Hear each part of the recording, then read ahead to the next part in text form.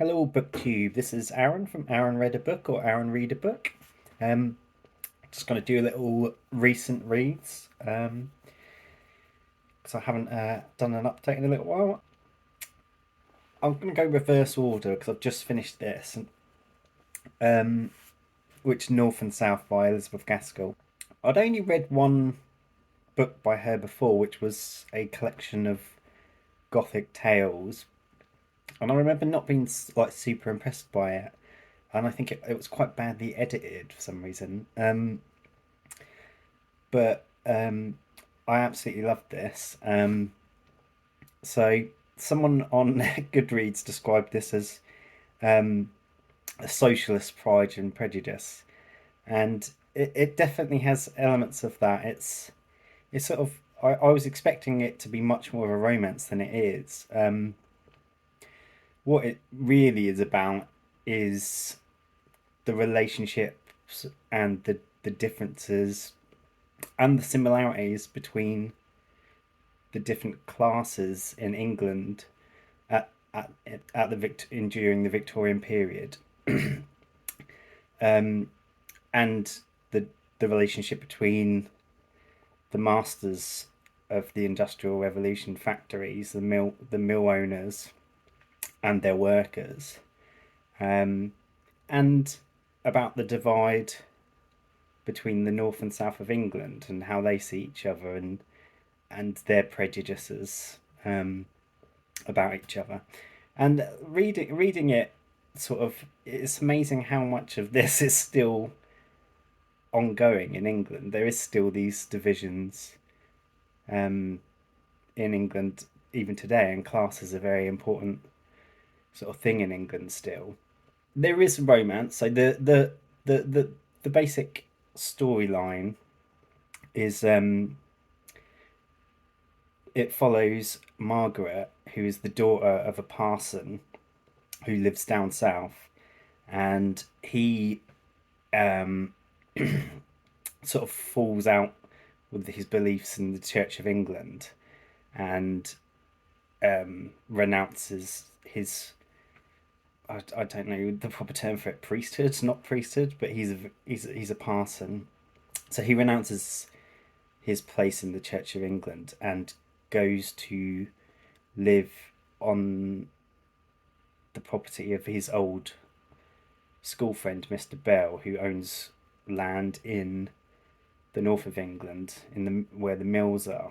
The whole family, the mother, father, and Margaret, go to live up north, and they're very prejudiced towards tradespeople. So when they first meet, sort of this mill owner, they they have their prejudices and they think he's uncouth, even though he is sort of the master there. Um, all the characters have flaws, so they're all prejudiced against each other. Um, the Northerners, they think of the Southerners as sort of almost sort of weak-willed and soft, which is still true today as well. Yeah, I won't go into the the plot details too much, but Margaret makes friends with a young working class girl and her family, um, and sort of her prejudices start getting stripped away, and eventually this working class family also come in contact with the mill owner, and his prejudices start to get stripped away. Um, and it also has an interesting sort of way that they view the religion in this as well. The different characters view religion in different ways. Like Bessie, the young working class girl that she makes friends with, has a very negative sort of view of religion and of life in general, and Margaret has got a much more positive view of it and tries to help her. The romance element is really well done as well, and it is. I can see why people compare it to Pride and Prejudice because it is a lot about stripping away prejudices. But yeah, I love this, and um, I definitely want to read some more of her novels after only having read short stories before. I think Wives and Daughters is everyone's other favourite, but I did pick up Cranford the other day. Um, but yeah, I think Wives and Daughters might be unfinished as well, so maybe I'll go Cranford next. But yeah, love this. Um, the other thing I read recently was Rogue Protocol, which is Martha Wells's third book in her Murderbot stories.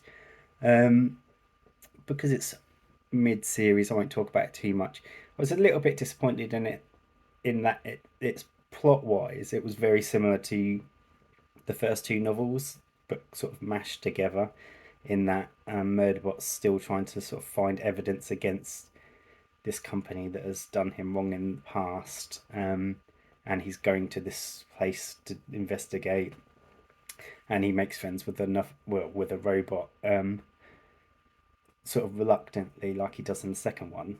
But this robot is friends with humans, which adds another element to it, and starts to make Murderbot think more about a lot of the Murderbot series is about what it is to be human, uh, and this opens more questions to that. But yeah, I love the relationship with Murderbot and the robot.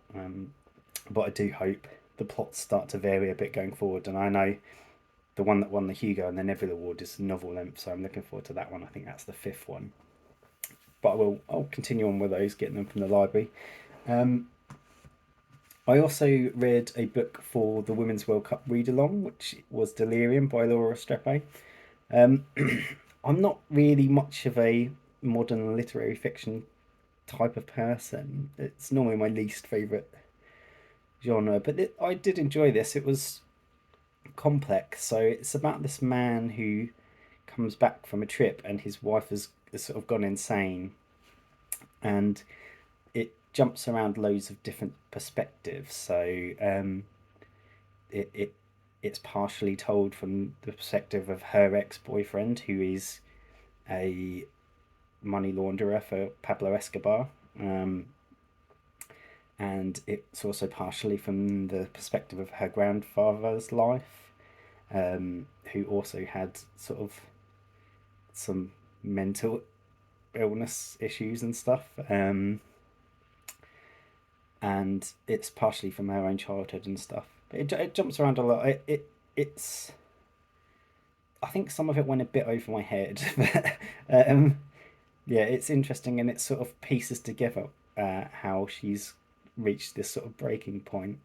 But it is very interesting, and it was really good to read something set in Bogota. And I'd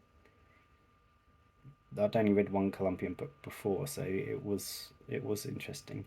Um, Colombia actually beat Germany today in a massive shock upset, so I don't have to read the German book I've got so quickly. I may still read it anyway, but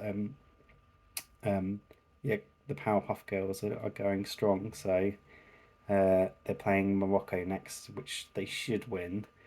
So I'm not sure what I'll be reading next for the Women's World Cup readathon. But yeah, it's a great event because it does make you go outside your comfort zone, and this definitely wasn't something I would have ever picked up otherwise. So it's really fun, and it's good to also not know what you're going to have to read next. But I do have a German book, so I might pick that up anyway. That's all for this week, BookTube. Have a good one. Let me know if you've read any of these. I'm sure a lot of you have read North and South. It seems to be very well regarded by everyone I've seen on BookTube who's read it. Let me know if that's your favourite Elizabeth Gaskell, or if there's others that you prefer, down in the comments. Have a good one, BookTube.